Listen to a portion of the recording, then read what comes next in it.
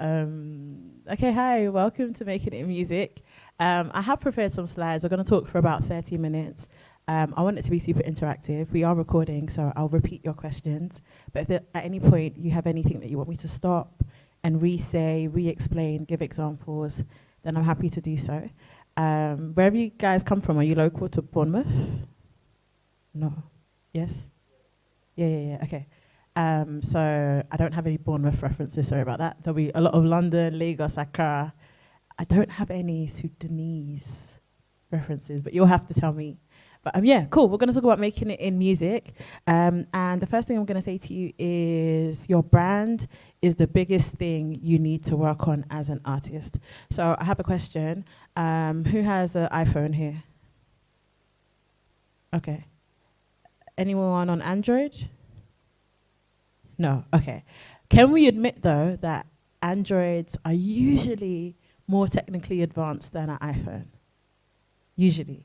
Their cameras, the apps. Okay, there's quiet in a room. It's okay, no problem.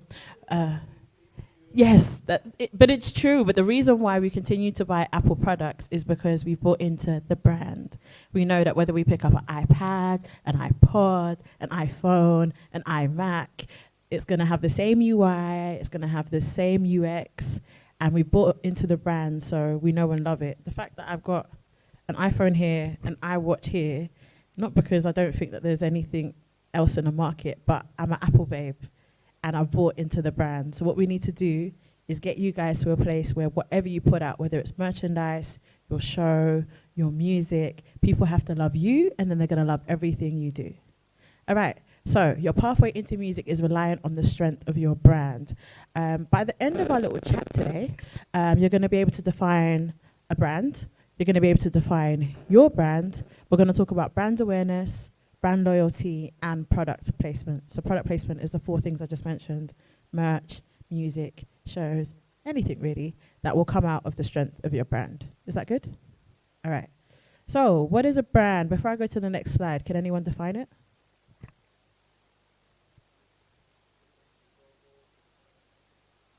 Logo, sign, or name. It's what people remember you for. Okay. Brand is perception. It's how you're seeing.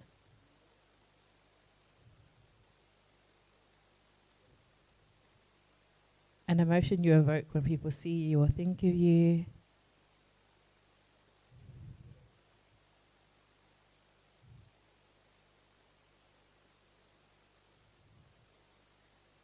Something that people can follow, remember, it's a guarantee you bring. Yeah, all of these answers are correct. Now, all of us use Amazon, whether it's regards to Amazon Prime or Amazon Video. Jeff Bezos says your brand is what people say about you when you're not in the room. So my question to you is, what do people say about you when you're not in the room? Not in a bad mind way, I'm not talking about gossip, just in general. What do people say about you when you're not in the room? All right, let's break down what a brand actually is. So if we go back to like the very beginning, the origins of what a brand is, can somebody read out the first bullet point for me, please?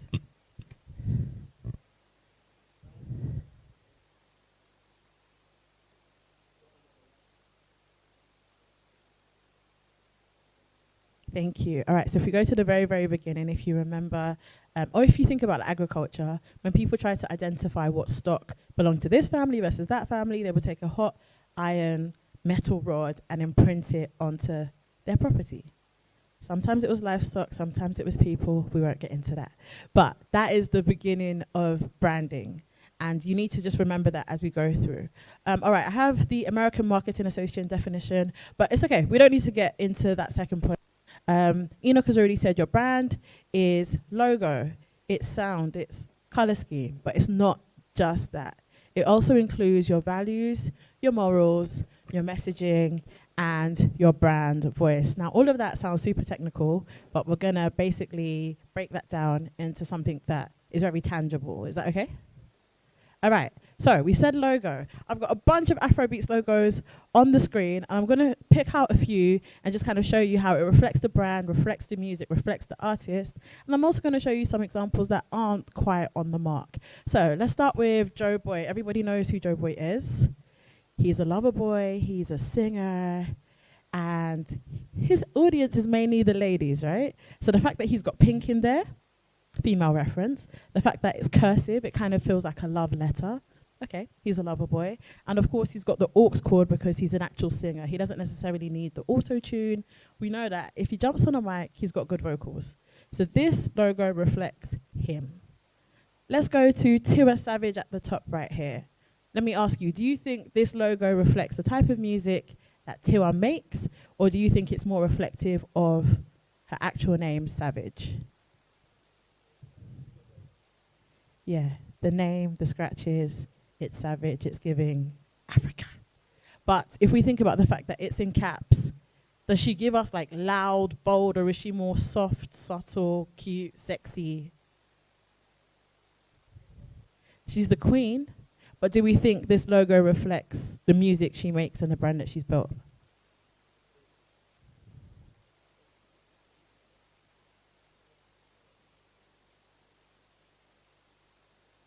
Yeah, so I think we're all on the same page. This is more reflective of her name as opposed to the music that she creates. Okay, let's go to Starboy, Wheezy Baby. He's in caps. We know that he's the one to beat. He's a standard. So that reflects his position and the music he makes. Let's go to last one, Yemi Alade. She's got an Africa motif in the middle. Do we think this reflects her music or do we think it's far off? Mama Africa, there you go. She's going after Angelique Kidjo's position. So this is very, very on brand. With the rest, you can kind of see and make up your own decision as to whether you think they are on the nose, a bit far off, could do with improvement. We've got Spinel here with like a play symbol, given that he's a DJ. We've got DJ Neptune with turntables here. And so, you know, I mean, we have the obvious motifs with the faces. I'll let you decide which ones feel accurate, and then I'll ask you, do you have a logo? And if you do, does it reflect your actual name or the sound that you create and the music that you're putting out into the world? Okay, we're going to move on to sound. Now, at the top, I've got a bunch of genres. At the bottom, I've got a few descriptors. And so we're going to play a mini game. I'm going to give you one of the names at the bottom, and you're going to say the first 3 artists that come to mind. Is that okay? All right, so we'll start with provocative. These don't have to be Afrobeats artists. It could be anyone. Modu Black. Afro Trenches. Anyone else? I'm coming, orgasm, shivering, in the rain, in the sun, upstairs, downstairs. Yeah, Naira Marley, yeah. Anyone else?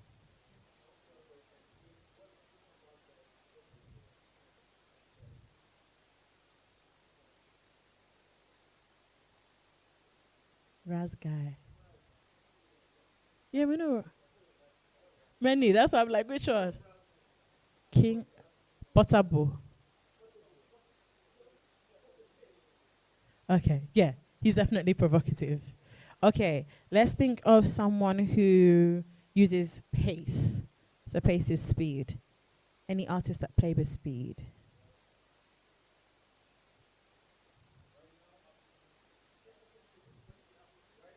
It could be anyone. Rama, so Afro Rave, yeah, specifically, or Zeba. Anyone else? Let's go to Ghana. Any Ghanaian examples? Yeah, exactly. If we were to go to Yankee, any rappers that you think of? Twista, Buster. Okay, this is great. Say that again.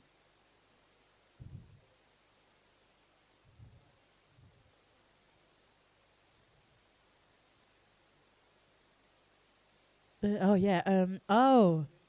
Yeah. There you go. Yeah. I love that. Yeah.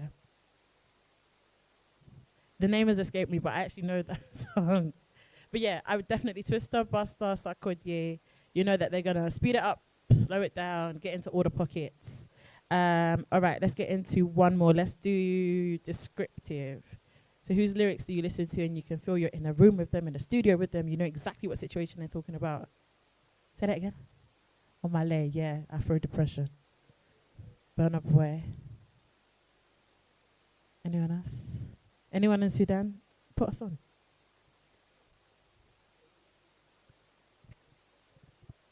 Yes.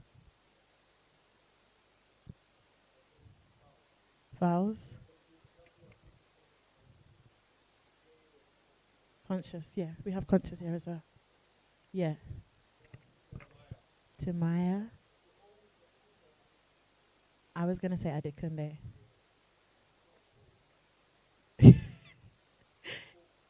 Yeah. Folk music. Yeah. Even wanna. But it's not so recent. He dropped a song in 2020 that said, "I want to take you on holidays for 6 months, twice in a year."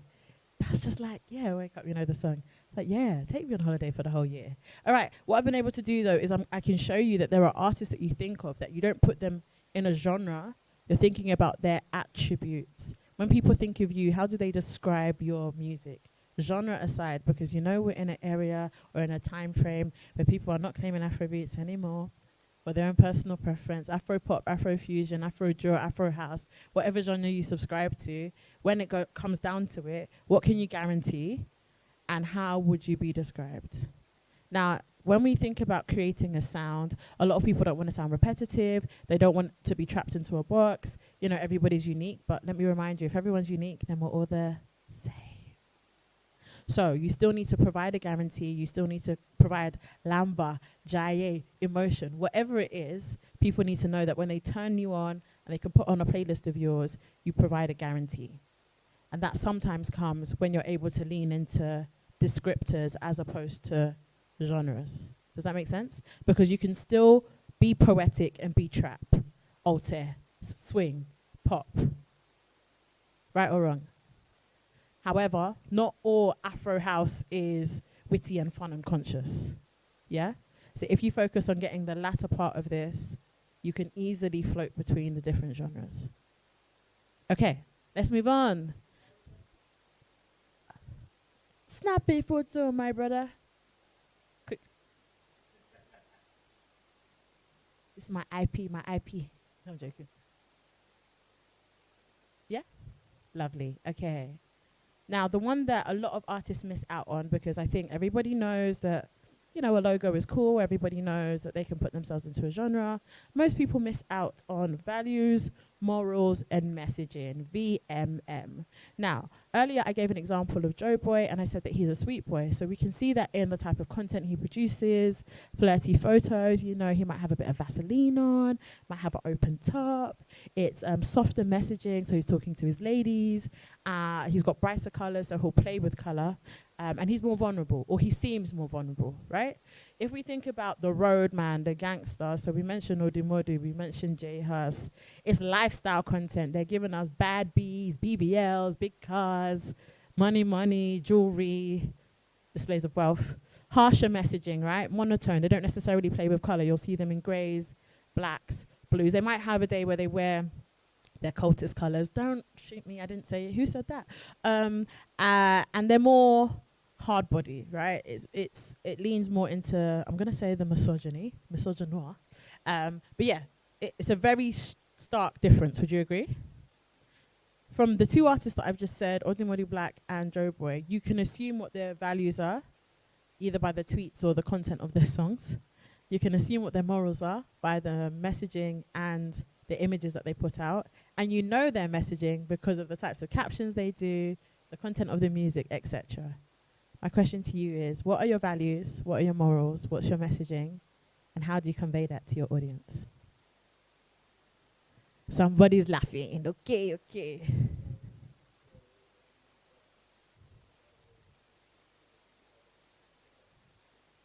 Oh, yeah. It's a testimony. I don't know. You know, it's so funny when you get to know artists behind the personas, and we'll talk about personas, and he's a good friend of mine, and yeah, he did do the crack, but but the delivery of it wasn't necessarily the time or the place. Okay, let's go on to the ladies. I'm the only female in the room, so I'll just skim past this. But you can usually tell the difference between like girl power, people that are talking about like empowerment, like Simi, versus someone like Tiwa, who leans more into her sex symbolism. In the new day and age, we could use Ira Star maybe as a sex symbol with her handkerchief sket, versus somebody like Thames, who's usually more covered up, more conservative. Her lyrics speak more to the heart, etc. Okay, we'll move on. All right, so the question now is, what is your brand? Take all of 30 seconds to define what you think your brand is now. I need 3 words from you. Just write them down, and we're going to break down a couple of things and then see if you have the same 3 words by the end of the next slide.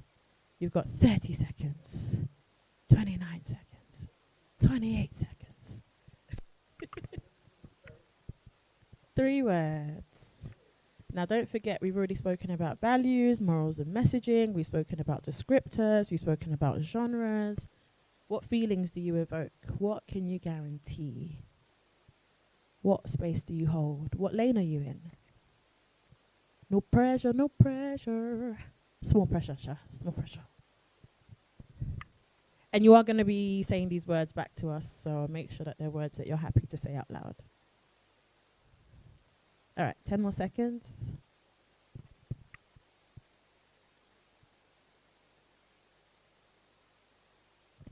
Lovely. Okay, time is up. Please, when you are responding, it'd be great if you could start with your name, whether that's your artist name, guys, to define your brand. And I was hoping that you wouldn't actually define who you are, which none of you did, which is great. It's nice to have that outer shell.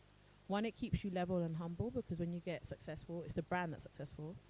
And if there's any criticism, then it's the brand that's being criticized, right? So you're able to protect your head and protect your heart. And that's something I'll repeat towards the end, so just remember that.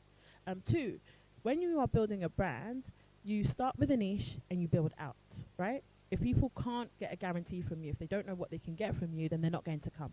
It's the same reason why people go to Savers versus Waitrose. They know that if they go to Waitrose or M&S, there's a certain type of product they're going to get versus Savers, Iceland, Poundland, right?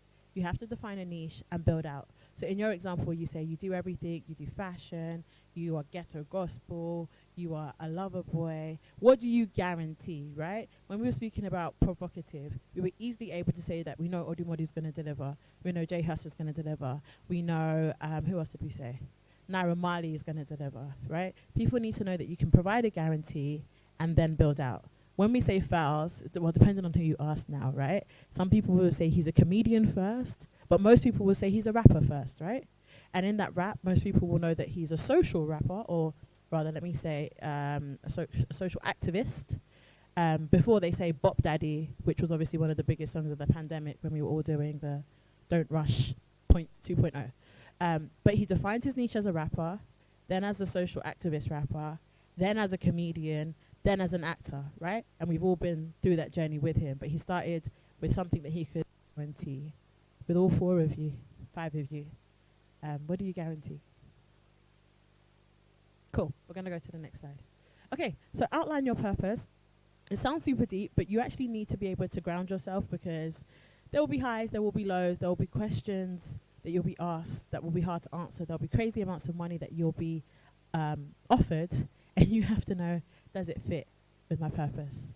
No is a very easy word to say, but a very hard word to commit to. So what's your purpose? Conduct market research. All right, so you've said Oxlade, you said Joe Boy. Other people in that lane would be like Fireboy. I'd also put Adekunle Gold in terms of he's more of a lover than a fighter. And one of the reasons why I say you should do market research is you can learn from people's successes, but also from their failures, right? As an example, in 2023, dance challenges weren't really doing too well, because we'd come out of the pandemic, we'd seen all the giveaways, we'd seen all the dance challenges, so they weren't really moving music. In fact, the first half of this year, we'd also seen that dance challenges weren't necessarily breaking through. TikTok was doing like small moves, but it's from around, I'd say June, July, suddenly dance challenges are back with I Like the Way Your Body is you know the song, right? Or Meg the Stallions, what up you? I don't know the lyrics. But my point is, or even Olamide now with the Metaverse challenge, right? You can see that there is an uprising with dance challenges. Depending on the music you create, it's great to look at what others are doing so that you can learn from or avoid. 2 threads that I did recently on Twitter that did really well was me breaking down Ira Starr's album rollout as well as Thames' album rollout.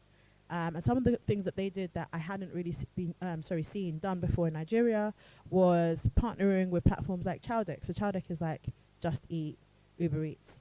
And when you would open up the app, there would be a pop-up that says, Ira Starr's album is out now, get 10% off using this code. I've not seen that done in the UK. I don't even know if you're allowed with the like advertising rules or what have you. But just being able to see that open new doors in terms of imagination of where your rollout could go. There was in the same rollout actually with Iris Star, she had a partnership with, I believe it was Polaris Bank. So again, when you opened up the app, there was a pop-up, and it inspired a lot of people to say, okay, well, I don't just have to stick to pushing my music on blogs or trying to get on a playlist. There are so many other ways that I can advertise music. You won't know that unless you're doing market research, so do your market research. Okay, up next, define your USP, your unique selling point. So me asking you what your 3 words were was to hopefully gear you towards this. I don't know if any of you are old enough to remember, what's your selling point? Okay, Enoch, me and you, don't worry. It's a great song, old school Afrobeats. But yeah, what is your selling point? Why should anyone listen to your music? Or follow you? Or listen to what you have to say? Or buy your merchandise?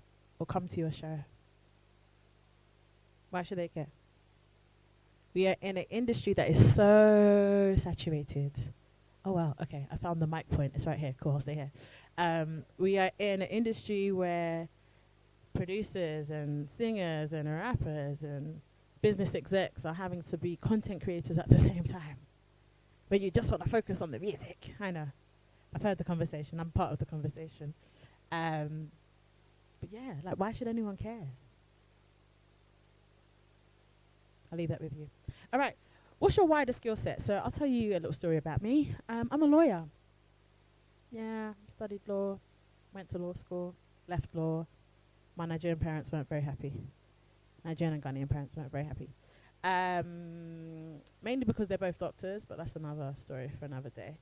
But by studying law, I was able to develop this skill set, talking to people, because I had to represent clients.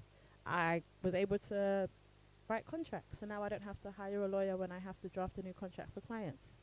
I was able to develop critical thinking. So, okay, we can see that we're dropping a song in 5 days, and we don't have all the budget that we think we need, but actually we can be this creative and this creative because I've been able to build that thought process through studying law. What else have you done that has built up your skill set? Not from looking at me, you won't be able to tell, but I used to play basketball. I was a point guard. Used to play national actually up until 16, and then everybody else shot up. I had the advantage because I've been this height since I was 10, so I was the tall kid until I wasn't. But being able to do like team drills, team spirit, tenacity, discipline, all of that has meant that when I'm up at 4 a.m. on release day, putting campaigns together, it's stuff that I've learned from young. So what have you been through? What are you still going through that is building you up for success? Yeah? Okay, next point is learn from the successes and failures of others, which I've mentioned already. Cool. I asked you to put together 3 words. I'm now going to ask 1 word. What's 1 word people think of when they think of you as you, the person? So in my family, they call me Aduke. That's my Oriki name. When people think of Aduke. And then 1 word when they think of Gracey Mae. That's the brand. That's the part that you guys get to see. I'll answer last. We'll start from my left, your right. When people think of you as you, what's the 1 word? And now that you've had 3 words to define the brand, I need 1. Because with the files example I gave you, you need a starting point before you can expand out. So 1 word as you, and then 1 word as, I'm not even going to call you lazy boy. I don't like you. I don't like it at all. Go on. 1.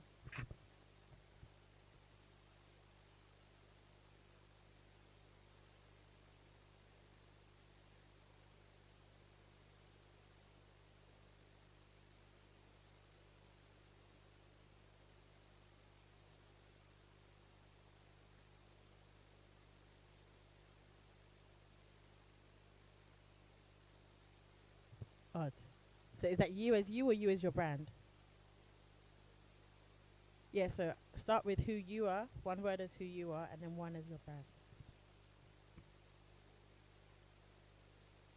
Okay, so the 1 for your brand is eccentric.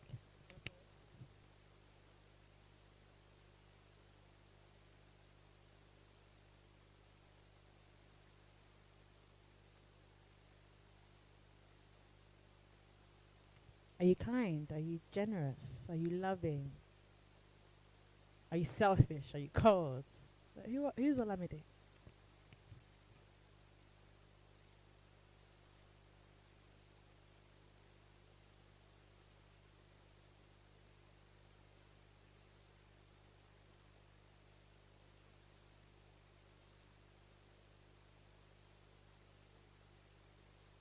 And it doesn't need to be, an adjective, right? I'm asking you, who are you? So maybe that's an easier question. Who are you?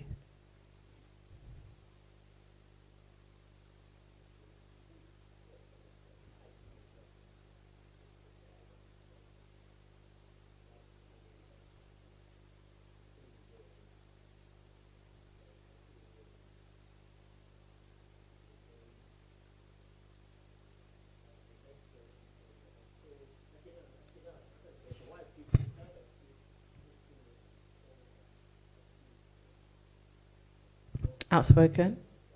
Hmm.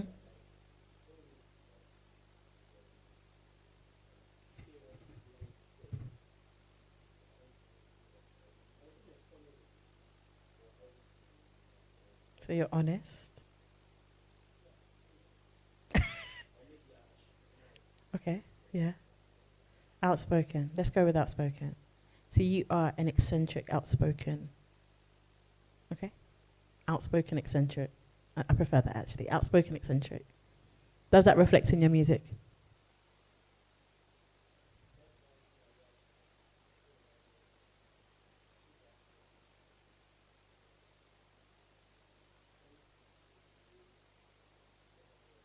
Mm.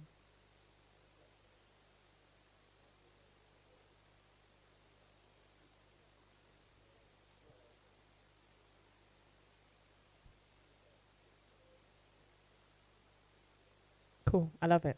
So you are outspoken eccentric who does toxic music. Write that down. That's your strap. That's the brand. Okay, let's go. Who are you is you, and then you is the brand.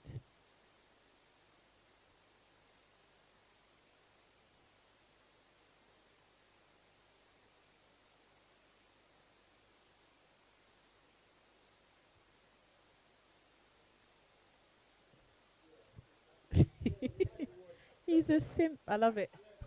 I love our boy. Hmm.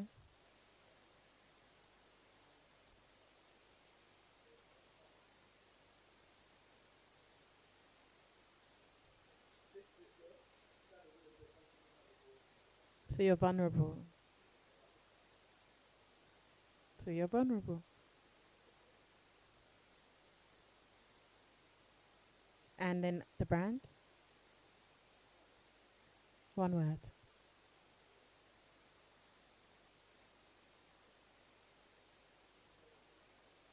You can.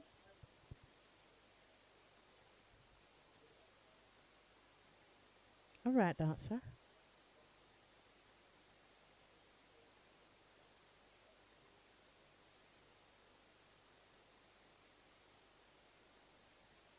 So an entertainer is more of a noun. I need more of an adjective. Fun. So you are vulnerable. You're fun. You're vulnerable. You're vulnerable. Vulnerable. Um, let's go with vulnerable entertainer who is fun. The reason why I'm hesitant on the fun part is because if you're speaking about heartbreak, it might not be fun. If you're speaking about the state of Nigeria, it might not be fun. If you're speaking about loss, it might not be fun. So I think I want to just stick with vulnerable entertainer. Yeah, that's your brand. Okay. Hi. Who are you? Who are you? And then who's the brand?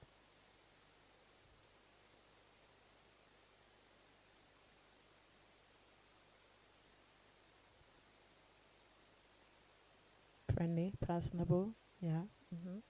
And then the brand.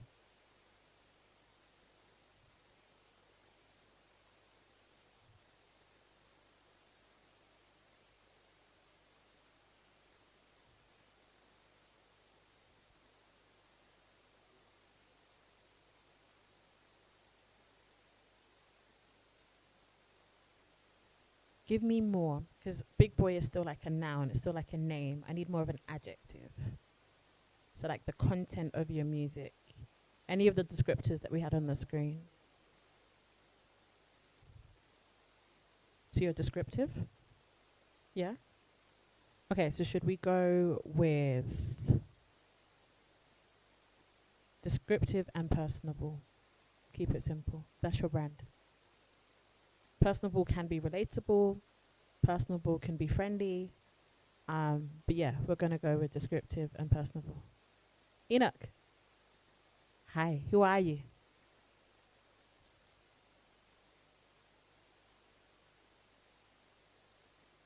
You're the villain in somebody's story. No, I'm joking, come. We all are. Okay, resourceful. And then the brand? Is it still illustrious? Industrious? Informative? Innovative? Yeah, you can say, yeah, there's a few ways to say the word. I say innovative. Okay. Innovation talks about being like a pioneer, the first one to do it, at the front line. I feel like your brand is more than that. Yeah.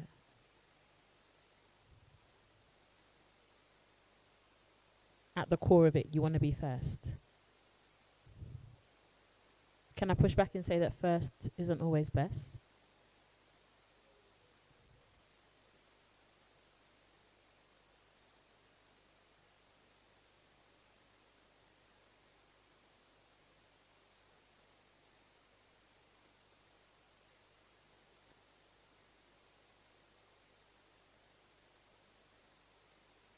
Okay, so we'll keep innovative. Because I feel like the two words you've given me are synonyms of each other. And we need, like with everybody else, there's been step one with progression. So,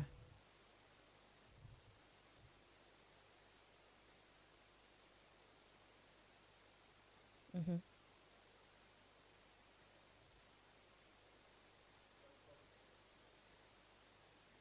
so you're quite endearing, you're quite protective, you're a leader. Yeah. So let's go with innovative and endearing. Why I say that is because you can be Elon Musk, right? He's innovative, but people don't like him. He's not endearing at all. Even his own daughter is online dragging him, right? So there are different ways to be a leader, and there's different ways to be a good leader. And regardless of whether he's personable, Elon Musk is still breaking barriers with regards to space travel. And we might not like what he's done with X, but you know, there's been some improvement, and Tesla and everything else. Um, so yeah, I think endearing and innovative are your words. Okay, I'm gonna show you what my words are. But before I do that, I'm just gonna remind you, integrity is everything, right? This whole industry is about relationships and reputation. If you don't have a good reputation, but you have relationships, you're able to build a good reputation, right? And again, I joked about saying you're the villain in someone's story. I am too. People DM me every day. Connect me to David O. Connect me to Sarkodie. I can't, and also I wouldn't. Without that relationship. Relationship is the bridge that connects people. And then separately, if you have the reputation but you have no relationship, you only get so far and no further. So you need the two. And the way to build both is integrity. Okay, people don't buy into products, they buy into brands. Find a problem and solve it. Find a gap and fill it. It's very self-explanatory. If you guys are doing a workout, you know that you might listen to Ozeba, Ozeba, Ozeba. If you are in your feelings, you've just broken up, you might listen to Omale. He saw that there was a gap where men weren't as vocal about their feelings, and he filled it. I'll challenge you guys to do the same. Okay, remember I said at the start that there was a slide about me. Let's do that awkwardly. Right, so my brand is built around amplifying African art. So whatever I'm doing, and you can see that on this slide, I do quite a bit. I'm all about making things loud from the continent. So let's start off with being a music exec and a consultant. I am currently a voting member of the Grammys, the Brits, the MOBOs, the BETs, and I'm a member of Forbes Black, but they don't have any voting capacity, which is why it's in brackets. Aside from that, I'm an entertainment journalist, so I've interviewed over 270 artists over 9 years. April will make 10 years in music, which is incredible. I have a radio show and I interview people in print. So all of the names that you can see on the screen are across our top 10 and top 20 charts. and they've all sat down with me and spoken with me, either for magazine or for radio, which is great. I'm a business owner, so I have an organization called Mae. My name is Gracey Mae. And yeah, Sainsbury's is somebody's last name, WH Smith is somebody's name. So I was like, well, if they can do it, so can I. So my agency's called May. I've got 4 team members in Lagos, 4 team members in London. And again, the strapline actually for the agency is amplify the artist, magnify the sound. Amplifying the artist is about brand awareness, which we'll talk about shortly. And amplifying the sound is around marketing, which again, we'll talk about shortly. So we've looked after a couple of campaigns for people like Bob Marley. Anyone heard of Bob Marley? Small artists? No? Yeah, the generational. Sarko Die, Oxlade, Bella Schmurder, Alden Molly Black. There's quite a few people. The list is quite long. We've been up for 5 years now, but I was probably doing PR as Gracey before the business for about 2 years before then. So 9 years in the business, 9 years on radio, 7 years in print, 7 years as a business owner. And then A&R, I've put a couple of tracks together, so you guys know what artist and repertoire is.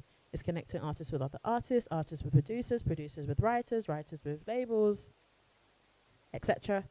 And then talent management and project management. So I am on the management team for Oxlade, Balash Murder, an artist called Juju Boy. So he's signed to Aristocrat, which is Burna Boy's first label. And he's just signed on to Universal. And with him signing to Universal, I'm his UMG talent manager. I won't get into the technicalities of that, but it just basically means he needs a manager on the label side, and that's me. And then I'm doing this, speaking and teaching and stuff. And my way of giving back, when I came into the industry as a female who was darker skinned, I felt a lot of pushback. There were a lot of barriers that I experienced. One, it was very male dominated. I'm the only woman in the room again. Okay. And I also felt that Afrobeats at the time wasn't very predominant, and in the UK anyway. And so my way of giving back is I don't do gatekeeping. If I know a connect and I think you operate with integrity, I'll connect you guys. I don't take fees. I don't do any of that. Like for instance, did I ask you for a fee today? I believe in community, because community pushes the culture. And one of the ways that I do that is every fortnight I'll do a thread on Twitter or X where I will expand on a topic. So it might be marketing today, how to get a brand deal tomorrow, what should be in your press kit the next day, what to send to DJs the next day. And I did that consistently for a year, and then I ran out of topics. But I'm bringing it back, so if you've got any, let me know. But yeah, this is me. Everything I do is about making things loud. So if I'm interviewing them, I'm making it loud. If I'm voting, I'm making the music loud. If I'm doing publicity, that's loud. Everything is amplification. I should also say that as a member of the Grammys, you guys will know that this year we had the first time that we had an African award for Best African Performance. And I'm responsible for that award, me and 9 other people. Oh, don't do, oh, okay, thank you, thanks, okay, great. Awkward. Thank you. So the Grammys is a community, right? There's 29,000 of us now, with 3,000 people joining this year. Outside of being a voting member, I'm also part of the recruitment team, specifically for Global, which is anywhere outside of America. And with my work with them, we began conversations about, what's up? Afrobeats is the biggest thing right now. The American Music Awards have a specific one for Afrobeats. So there's the BETs. What's going on with the Grammys? So before I joined, one proposal had been submitted. So, sorry, I didn't explain. As a community-based organization, any new awards have to be proposed by members. You then have to go around and get signatures, send in a proposal. It's reviewed by the trustees and everyone else, and then it becomes a thing. So one proposal wasn't successful. The first one we wrote together as of then, I think there was maybe 6 of us, wasn't successful. We then pulled in a few more trustees that have a bit more weight, submitted another one, and actually you're only supposed to submit a proposal every 3 years, so we cheated a little bit. And it got approved, and obviously this year Tyler was the first winner. So yeah, amplification, and God willing, the awards will continue to be around long after I'm gone. So yeah, amplification, amplification, amplification. Okay, brand awareness. So we're talking about who you are, what your brand is, but how do we make people aware? We'll get into it. I'm going to speed up because we actually have, we're halfway. I'm going to speed up quite a bit. Okay, brand awareness. So you need to be visible to be valuable. People are not going to know that you create music if they don't know you exist, right or wrong. Cool. With that, what do you want to be known for? We've unpacked that when we were talking about who you are, what your brand is, etc. Now, this is the one that I really want us to get into. Who's your target audience? Who are you making the music for? A lot of times creatives say, oh, I'm making the music for me. If they don't like it, well then, screw them. That's not really how it works. You have to have an audience to make money out of music. So when we're talking about who your target audience is, we need to think about how old they are. If you are marketing music, the way you target someone who's 18 cannot be the same way you target someone who's 35. 18, you are first year in uni, you're excitable, you're going to freshers. 35, you more likely have a family, you might have kids. You're having to make serious decisions. So how old is your target audience? What gender are they? And of course, we know that there's a spectrum, so you can also be non-binary. But technically, when we're doing targeting with ads specifically, we have to think male or female. Now, if I am targeting men, I might put music in gaming content, sports content. This is me being very, very generalized. But if it's women, it might be beauty content. It might be more fashion content. Actually, fashion could be both. But it will definitely be beauty. It might be skincare. Location. Who are you targeting? Okay, so you live in the diaspora. The fact that we're all here means we're in the diaspora. But am I making music for people at home in South Sudan or in Nigeria? Or am I making music for people in the diaspora in the UK or in the US or in Amsterdam? Wherever they're based, how does that affect my sound? How does it affect the language I use? How does it affect the content I create? Something that's trending in the Netherlands in terms of a challenge might not be what's trending in the US. Income level. People don't like to talk about this part, but I'm going to go there. When you are selling merchandise as Latin and your shirts are $300, you're not targeting students because that's not their income level, right or wrong. If you're doing, I don't know, the Boys Billionaire Club, BBC, and the shirts are $500, you aren't targeting people in the trenches because that's not their income level.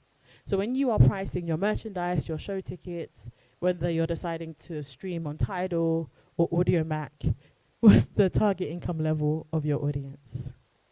And education level as well. The reason why I say this is because sometimes you want to be more nuanced with your marketing. Sometimes you want to position yourself, I don't know, in the libraries in Unilag or Uniben or whatever. If the people that you're targeting don't have that education, they might not grasp some of the nuanced concepts, they might not be in the places that you're targeting. So that one is definitely more for artists that are a bit further down the line, because you're able to diversify your campaign a bit more because you've got a bit more funds. But bear it in mind, especially if we take it back to music creation, right? If you're using a lot of like onomatopoeia and a lot of synonyms and you're not speaking straight to the point, the guys in the trenches might not pick it up, as an example. Whereas if you're speaking or if you're targeting someone who has a PhD, then you're able to use more of the dictionary. Bear it in mind. Okay, brand awareness. Develop and maintain your brand packaging. So you can't be, oh no, good example, Omale. His first 3 projects. What was the color he used? Purple. He was consistent. Now with the new project that he's dropping, he's moved to yellow. But I was able to say Omale and you were able to see purple in all of 2 seconds. Because he was consistent, okay?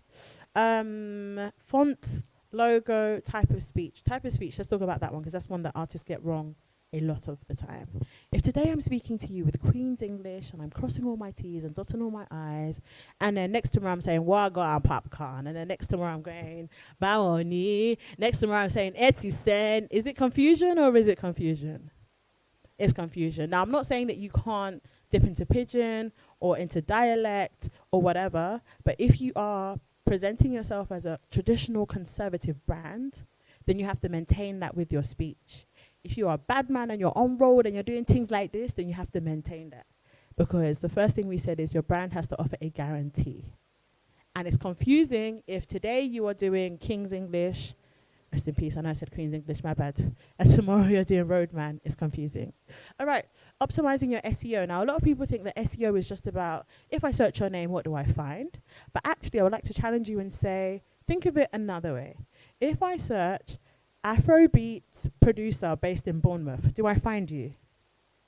Yes or no? How do we build SEO? One is really simple, it's tagging. So on Instagram, make sure that you've got the alt text on every photo. It helps.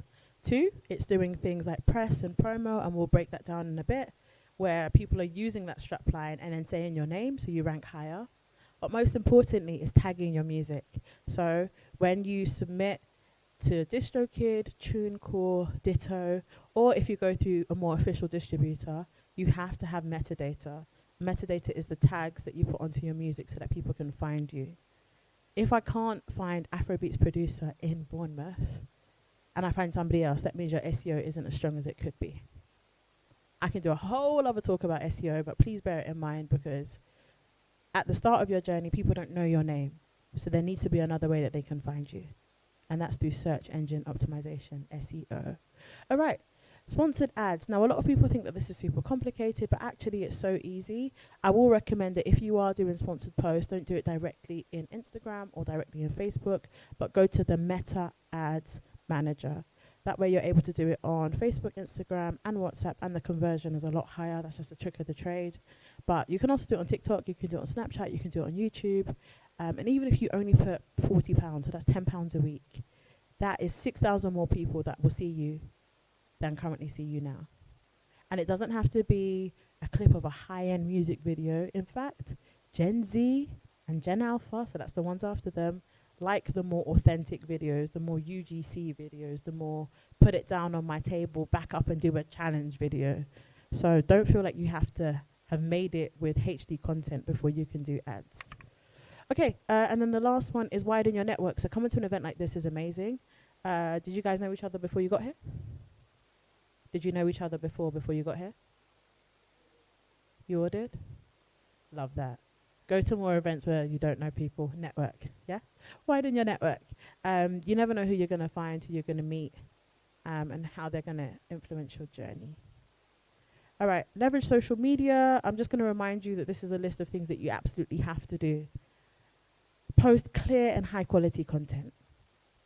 No one's going to stay watching if it's a blurry camera in dim lighting where they can hardly hear you or hardly see you. Schedule your content and plan ahead. Now, it's so hard to create content every day, so pick a day a month. Do batch content. In fact, you can actually do 5 videos, chop them up, and distribute throughout the month. Please schedule your content.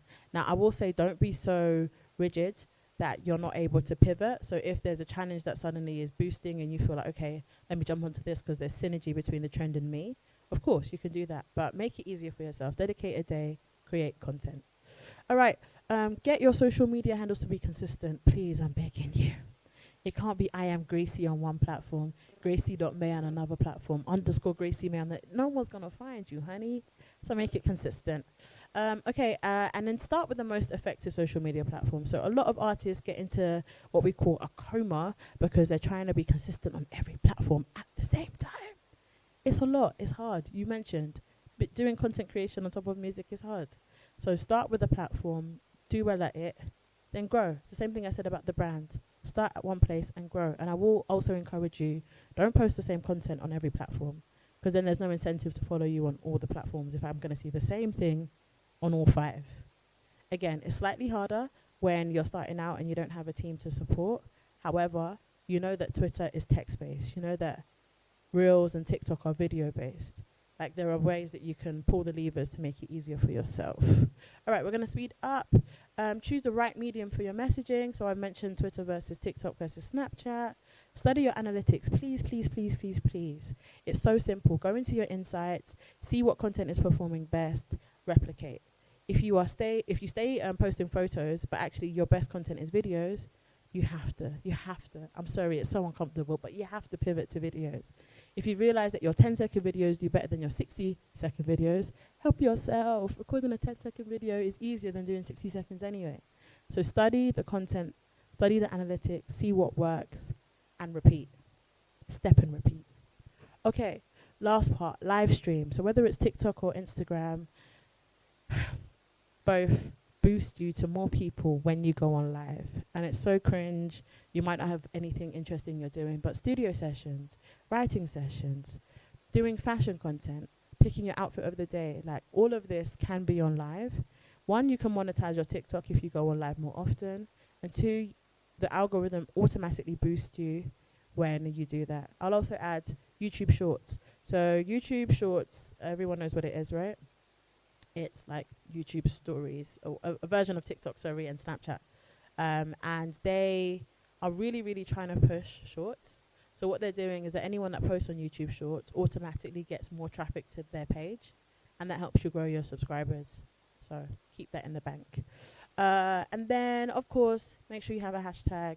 Make sure you're engaging with other people's content, because social media is still about building a community. Is that okay? All right. Building a community. How do you build a community? By commenting on people's stuff, by reposting people's stuff, by encouraging them in the DMs. This is the sort of support that you can't buy by just being a normal human being. Okay, interact with your community by building a mailing list. Now, if your Instagram, your TikTok, your Snapchat, your Facebook, your WhatsApp shut down today, maybe you were blocked, maybe you violated the community guidelines, how would you communicate with your fans? No one? How would you communicate with your fans if your Instagram was shut down, your TikTok was shut down? Phone calls. Do you have their numbers of all your fans? Stay with me. I'm nearly done.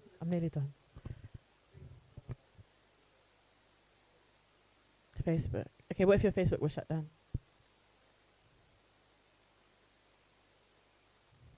Yeah. Which is why you have to build your mailing list, right? Everyone still has an email. Everybody still has an email. So whether it's their junk email that they put on when they're signing up to apps or to Hinge versus their professional email that they use for work purposes, it's really important for you to build your email list. Not just for your fans, but for your network as well, right? So you need to have a spreadsheet of all the people that you've ever met at events like this. You need to have a spreadsheet of writers. You need to have a spreadsheet of singers. You need to have a spreadsheet of producers, because social media can mess you up real bad. I've had clients that have had their accounts locked at 500,000 followers. And once they start from scratch, the max they're able to get back to is like 90,000. You really, really, really need to prioritize having direct access to your fans by building a mailing list. Okay, and then the last part we're going to say is be your biggest advocate. Sometimes people get really shy about their music and they expect other people to shout about them. And actually, you have to be your biggest advocate, because if you're not, no one else is going to. Yeah? Okay. Right, we are going to go into brand loyalty, and this is the penultimate part. All right, so brand loyalty speaks about retention, fan retention. So we've done all of the things I've just mentioned to make people aware of you. We've done ads, we've done hashtags, we've done challenges. But how do we get them to stick around? How do we get them to follow? How do we get them to stream? One, what's the experience when they come onto your page, when they listen to your music? How do you maintain that relationship and connection? Let's talk about it.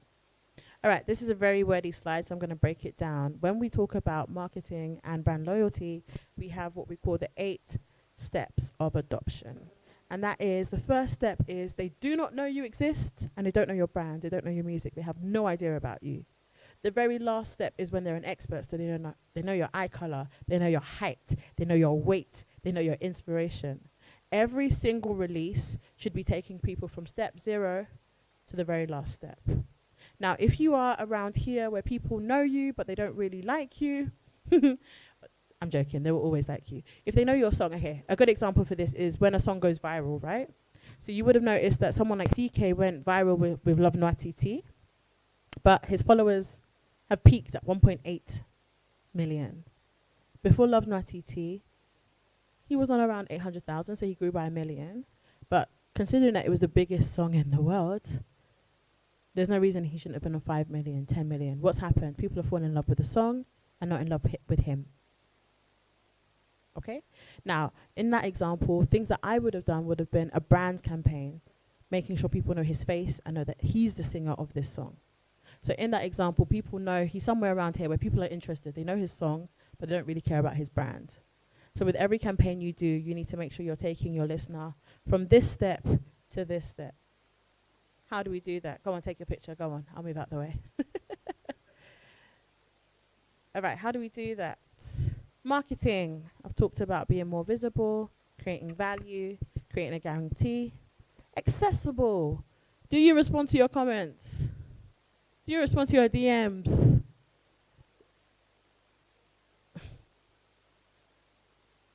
Good. Do you look at your emails daily? Are you waiting for people to come to you, or are you going to other people too? Mm-hmm. All right, and your product, how high quality is it? Obviously, you are you. So you're going to think that your product is the best thing since sliced bread. How open to you to feedback? Who are you listening to? Your boys that are going to gas you because they're your boys, or someone that's actually an expert in the field? All right, let's talk about product placement. Now, once you have done a campaign which takes people from not knowing you and not knowing you exist to being an expert about you, they now need to buy your products. At the beginning, I said that your products are your music, your show tickets, your merchandise, and anything else you produce. So we've said be visible and valuable. And now I'm going to tell you how to actually place your products. This is one you want to take a photo of. Everyone bring out your phones. This is the slide. If you haven't heard anything else, you have to hear this. All right. So I have developed what we call the 5 approach. And that is the best way to market you and your product. So in being visible and being valuable, you want to create a press kit. Does anyone have a press kit right now? You do. Anybody else? All right. A press kit is something that you can submit to brands if you want them to sign up to you. If you want to sign up to them to push their products. It has everything about you. So it has your bio, it has your music, it has your videos, it has your streams, it has your followers, it has all of your achievements, accolades, and awards. This is your media CV. So if you're pitching for playlists, pitching for radio, pitching for publications, and we're going to get into that, you need to send your press kit. Your press kit is about you, the artist. How does that differ to a press release? Does anyone know? Perfect. Press kit is about the artist, press release is about the product. So you're saying who the producer is, what the inspiration was, what the sound is, and you send both when you're pitching, okay? Then, who do you pitch to? These are the 5 things that we are pitching for. 5 P's are press. Say press. Say press now. Thank you. Playlisting. We're nearly done. Stay with me. Playlisting. Publications. Promotion. Placement. Thank you. All right. So the first P is press. That's TV, radio, and podcast. Now, when you're pitching to TV, you are usually pitching a music video. But in this day and age where music videos are so flippin' expensive, you could just be pitching for interview, right? You want people to see your face and know that you've produced music, TV. Radio is the same thing. Now, again, at the early stages of your career, maybe getting a radio plugger is expensive. In this country, they start at 1,500 to 2,500. And these guys plug to BBC, Capital, KISS, as well as like Rents, Represent, West Side, etc., etc. Now, if you don't have a spare £1,500, then you can do it yourself. Have your press kit, have your press release, have your DJ pack. Does anyone know what sits in a DJ pack? Versions of the song, instrumental, MP3. Yeah. Cool. I wish I had a screenshot, but there are technically 30 versions. Said, oh, you did? Appreciate it. There should be 30 versions of your song that you sent, which is crazy. But I'll simplify it to 4. Okay, so you need the actual edit, so the master, the radio edit, which is the clean version, the a cappella, and the instrumental. In MP3 format, in WAV format, and if you can, bounce it in AIFF, then bounce that too. The other versions are usually for other DJs, so maybe like a 8-bar intro or a 6-bar intro, so if they're doing a mix, they can mix it quite well, but those aren't essential. The 4 I've just said in the 3 formats are, so it's the actual master, the clean/radio edit, the a cappella, and the instrumental. That has to be in your DJ pack when you're pitching to radio. Of course, when you're doing radio as well, they need the lyrics, they need your headshot, they need everything. So make sure you're combining everything up here. And then podcasts. So we know that podcasts are the new radio. A lot of people don't necessarily listen to radio anymore with the uprising of playlists, which obviously hurts my heart as a radio host. But podcast is a way for people to get to know you as a person, you as a brand. If they fall in love with you, they fall in love with everything you do. Yeah? Okay, other places you can pitch to are playlisting. Now, if you are distributing through Ditto, TuneCore, DistroKid, I have a very sad reality to share with you. You will not be priority for playlisting, unfortunately. They are DIY tools, that's how they're seen. And because there is a nature of self-uploading, there's also a nature of lack of quality control. The DSPs can't guarantee the quality of the music because there isn't a middleman to listen to it and say whether it's ready or not. Here I come, you can't hide. Okay, so the other way to get around not guaranteed editorial playlisting is independent playlisting. So if you go onto YouTube and search the name DJ Boat, you'll find his video mixes. You can pitch to him directly. If you go into Spotify, his playlists have like 177,000 followers, 165,000 followers. And that is the example of an independent playlister where his numbers on his playlist equate to the ones that are curated by Spotify or curated by Apple. So there are still ways you can get onto playlists if you are at the stage in your career when you're using DIY tools. Is that okay? All right, we're moving on to publications. So this counts as newspapers, magazines, and blogs. Again, newspapers, if you are doing something a bit more political or socially active. Magazines and blogs, though, is primarily where you'd be. So Grime Daily, Link Up TV, Chop Daily, Shade Borough, Mixtape Madness. You can pitch to them with everything I've just said and request that they post your press release, again, letting people know that you've released something, or do an actual interview. Yeah? All right, promotion. This is the one that a lot of people think of when they think about marketing. So social media ads, we've spoken about your target audience. Influencer marketing. Now, this is for those with deep pockets because these influencers charge a lot. Usually, the calculation is for every 1,000 followers they have, they charge $100. So you do the math. Most of them, when they get to the 100K mark, won't be charging you 10 grand unless you're a massive brand. But bear that in mind when you're approaching certain people because it will run you up 2K, 3K, 4K, unless you have a personal relationship. And even then, it's their business.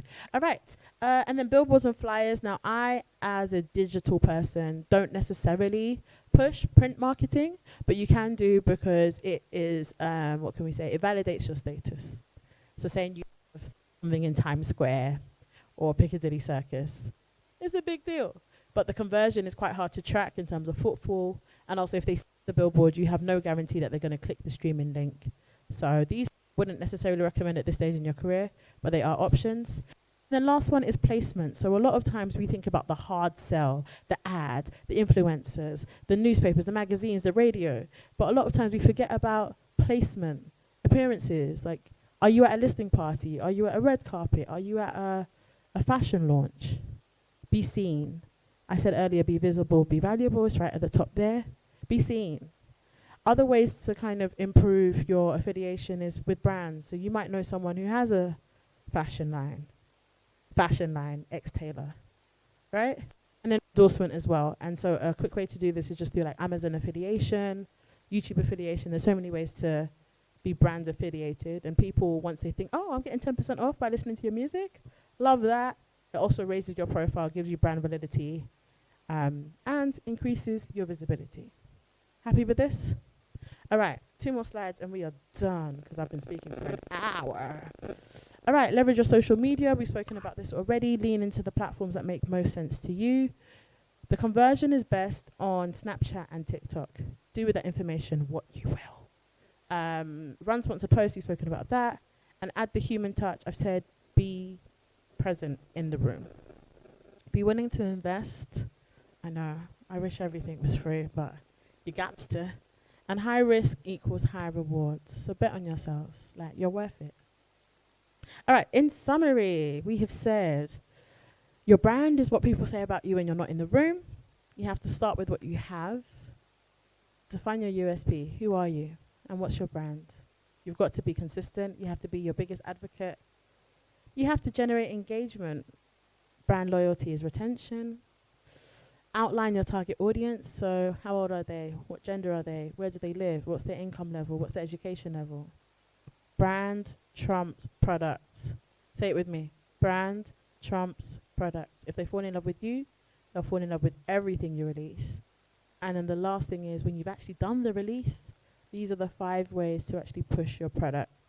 Through press, which is TV, radio, podcasts. Through publicity, which is, and sorry, that should not say publicity, that should say playlisting. So that's editorial and independent. Through publications, which is newspapers, blogs, and magazines. Through promotion, which is social media ads, influencer marketing, and print marketing. And through placement, that's appearances, brand endorsement, and brand affiliation. Now, at the start, I said that the benefit of having a brand is so that the success doesn't go to your head and the failures don't go to your heart. Who remembers me saying that? Yes. All right, let me end with, a brand is a story always being told. Final question. What story are you telling? Thank you. I'm Gracey Mae. All right, we have all of 5 minutes, so I'll take one question from each of you, and then we'll wrap up. I've said so much, I know. Where do you want to start? Where do you want to start? I know, imagine, you were listening, I was talking. I'm tired too. Yeah. Yeah. What do I look out for artists? I'll be very honest, I'm a bit of a grammar freak. So if you start with I'm releasing that AM, woo, straight to spam. No, I'm joking. I think professionalism goes a long way. And I think being able to sell yourself in a speedy way makes sense as well. I personally don't want 1,000 paragraphs of everything you've done and everything you need from me. It needs to be a value exchange. Let me know what you guarantee. Let me know what music you create. Let me know that it's clean. But also, like, the way you send your messages makes a lot of difference. If you come to the DM and say hi, and I say hi back, and then you say how, I just, no. Get to the point. Get to it quickly. And I think a lot of people in my position as radio hosts, our preference is links.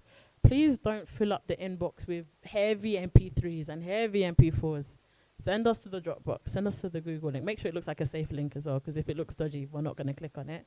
But yeah, do everything I've said, right? Send the press kit, send the press release, send the DJ pack, send the headshot, send enough information to make me want to know more about you. As you mentioned, I mean, I have a specific mailbox that says music@graceymae.com just for music submissions, because it does be getting crazy. But also, research who you're messaging, please. If you're asking me to connect you to Wizkid, yes, you've seen my photo with him. I can't be realistic. But yeah, like, research who you're speaking to, and also start with that. Hey, how are you? Love that you da-da-da-da-da. Wanted to know if you were interested in da-da-da-da-da. I think it's so obvious when I'm on that BCC and you've sent it to 1,000 people, I'm not going to reply. You couldn't even bother to email me. You emailed 100 people. So yeah, be very deliberate and intentional with your messaging and the packaging, and be specific with the request as well. If you send a song, do you want me to playlist it? Do you want radio play? Do you want feedback? Be specific and intentional and deliberate. Okay, next question. I'm taking one from each of you. Yes. Meta Ads Manager. Yeah.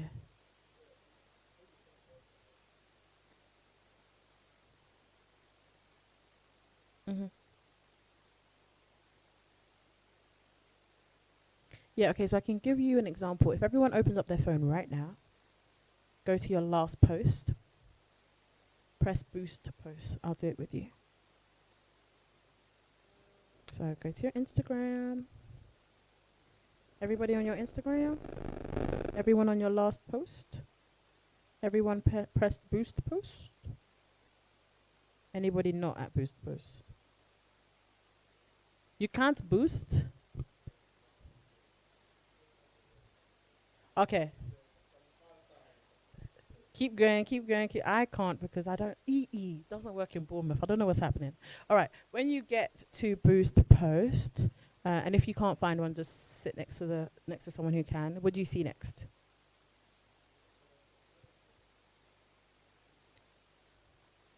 And what are the options? Okay, so let's go to visit your website because you will be including your streaming link. Next page. Yes, so you would never do the Spotify link. You would do the smart URL, and that gives you all the options for all the DSPs. Okay, so now that you've clicked that, what's next? Okay, so you can do the automatic audience. Don't do the automatic audience. It will push it to people that look like your followers. I have to tell you that the people currently following you are not your audience. Yay. They're usually your friends, your family, your colleagues. They're not your intended audience. They like you as you. They might not like you as an artist or a producer or a rapper or a businessman. So when you are curating your audience, which you're going to now press, create new audience, everybody press it. What do you see? Yeah, name it whatever. Location, right. I would always suggest, number 2 on my list was market research. Go to where your audience is. Doing UK-wide is not sensible. Start it, especially if you're making urban music, start in urban areas. Locate London, Manchester, Birmingham, Bournemouth.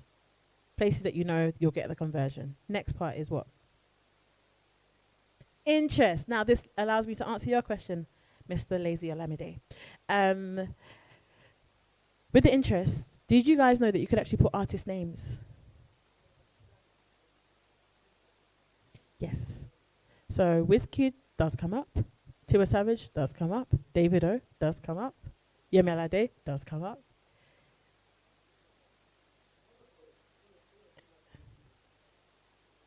Okay, now the reason why I would say you are similar to Wizkid is because you make Afrobeats, right?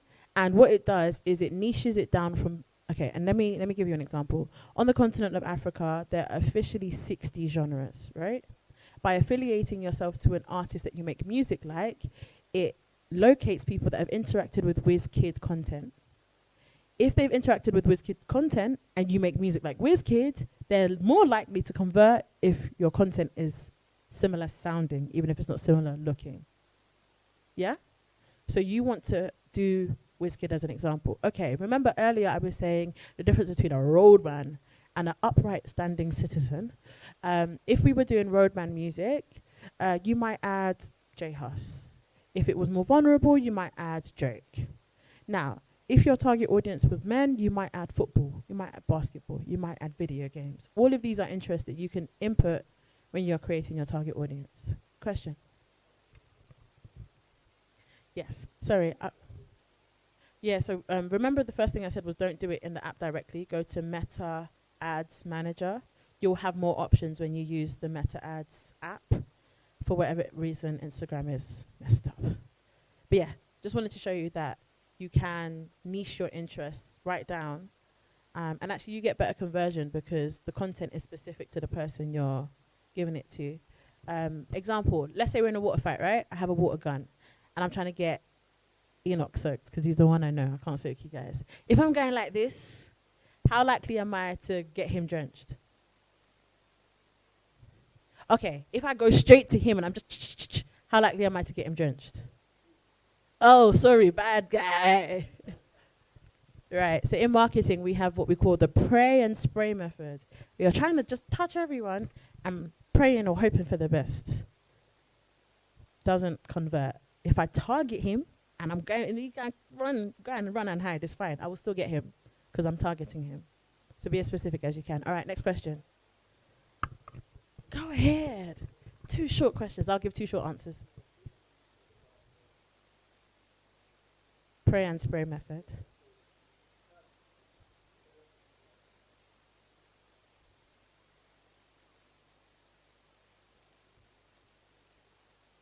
Remember the first thing not first, maybe the third thing I said was start with one social media platform and build out.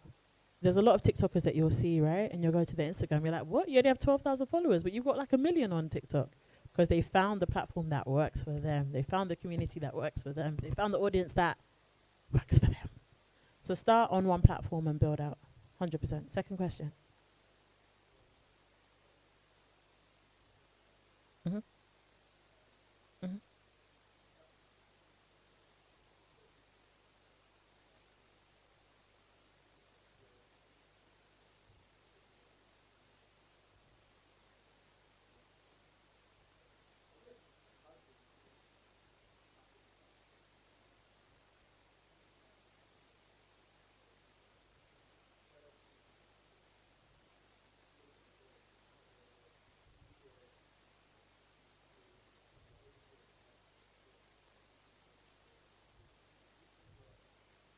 This is question 3. Sure, you know.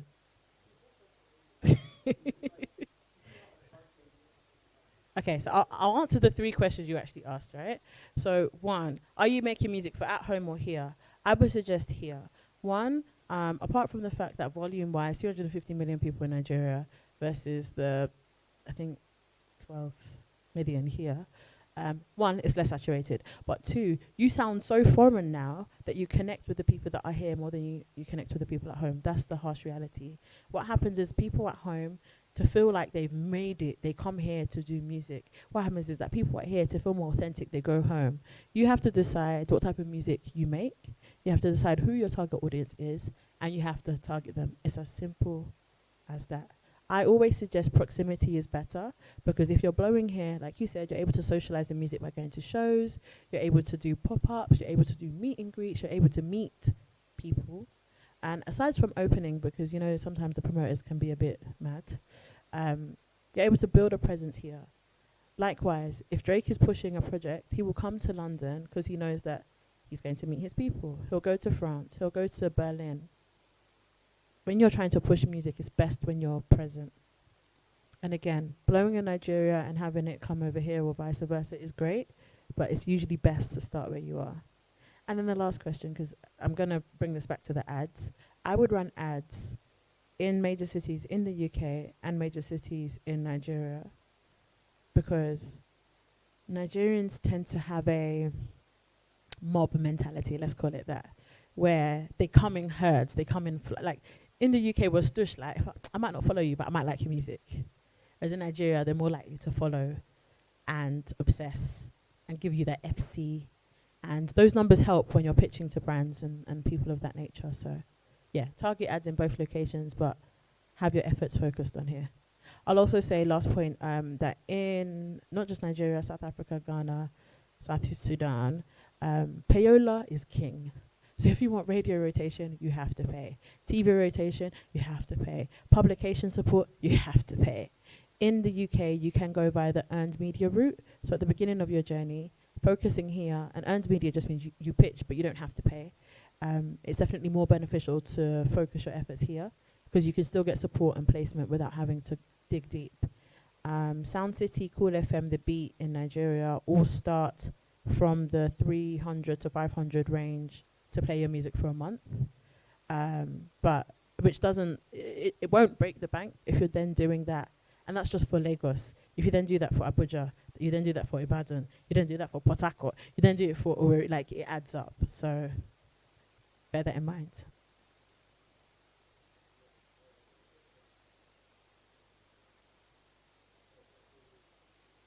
Mm-hmm. Mm-hmm.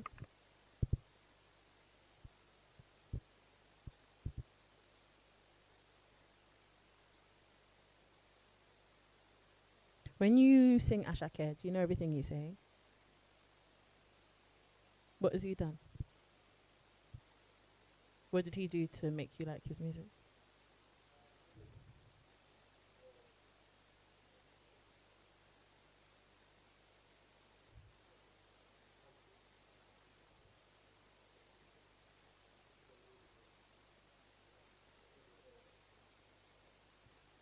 I have a question for you. Do you remember Despacito? Despacito. Do you remember Gangnam Style? Do you remember? Oh, Gangnam Style. Did you understand what either of those people were saying? They're biggest songs in the world to date. When you find out your purpose, which was the first thing I asked you to do, and you define your brand and you find your community, they're gonna love anything you do. And this is to be very, very honest, right? The English speaking community with music don't interact with the francophone speaking community in music. Very rarely have we seen an English and French collab, right or wrong? Very rarely. More time, they'll do like a Spanish collab because they're trying to enter South America or something. And then, you know, it's a remix, right? Everyone has their market, everyone has their lane. Blow in South Sudan, blow in Sudan, blow in Bournemouth. But like, you have to have a niche. You have to have something that makes you different. When I was maybe this is gonna show my age. When I was like 18, um, there was a Punjabi hit squad song that was everywhere. You got, yeah. You anyone remember the? And there was a dance. Yeah. I didn't know what they were saying. That was a it still pops off in the club. You have to be who you are. And if singing or rapping on a beat comes to you most naturally in your native dialect, you have to do it. And everyone else will jump on board. On my previous slide, I said, high risk, high reward. It's a risk, 100%. You're at risk of alienating some people that won't understand you. But the bigger the risk, the bigger the reward. And that's not to say that, one of Ashake's biggest songs is Terminator, where he purposefully did most of the verse in English and the whole chorus is actually in English. So there will be certain songs that will be more commercial so that you can cross over, but don't change who you are. Do you get?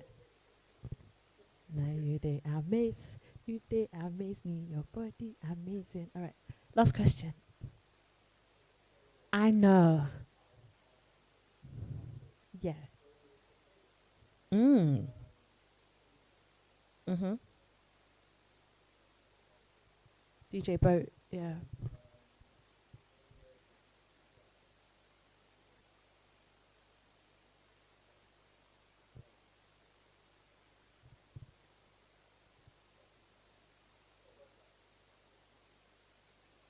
Honestly, truly.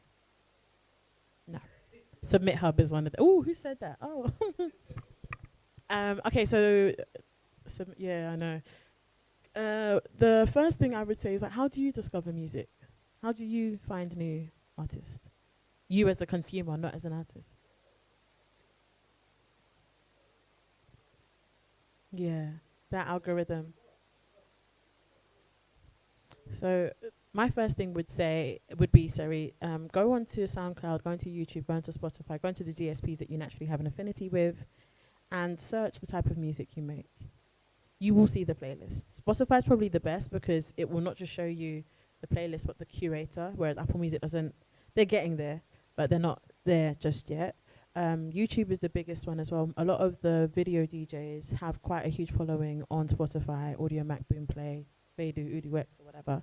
So I would definitely go into that. But then I'd also like Twitter.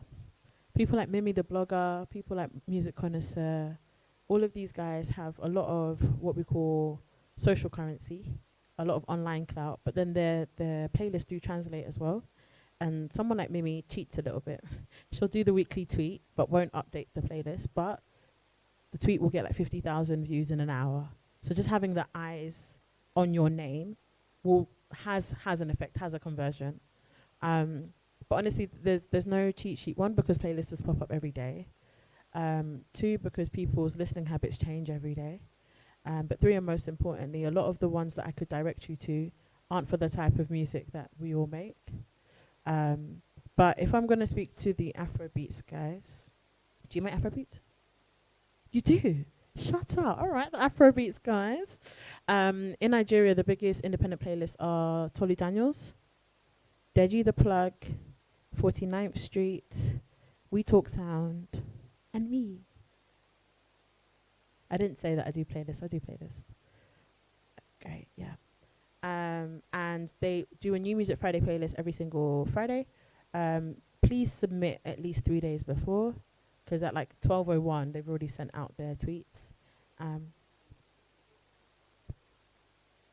No sir, you're submitting your press kit, EPK. Yeah. Oh, I'm so sorry. You should have been clearer. Yes, music at Gracey Mae. Yeah. Love that. But yeah, Tolu Daniels, Deji the Plug, 49th Street, We Talk Sound, me are the top 5 of conversion. I would also say that go to the African music blogs, because most of them do one as well. So like Lemon Vinyls, TXT, the Billboard Niger. I'd actually say, if you guys are on Twitter now, if you just search New Music Friday now, you're going to see a lot of stuff from the Philippines. And depending on what you interact with on Twitter, a bunch of other stuff. But you'll also find the playlist I'm talking about, and you'll see that these tweets get 10,000, 20,000, 50,000, 60,000, and today's Saturday, and they would have tweeted it all of 24 hours ago. So, yeah. I will tell you prices. So, Tolu charges 60k, which is £30. If you want the cover, he charges 100k, which is £50, so it's not bad. Obviously, being a cover of a playlist, every release, I'm guessing you're releasing 3 to 6 times a year. Yeah, £50 isn't a bad investment on that. And he's on the upper end of charges. So yeah, do with that information what you will. All right, that's the 5 questions. Thank you guys so much. I've been Gracey Mae, and hopefully this has been helpful.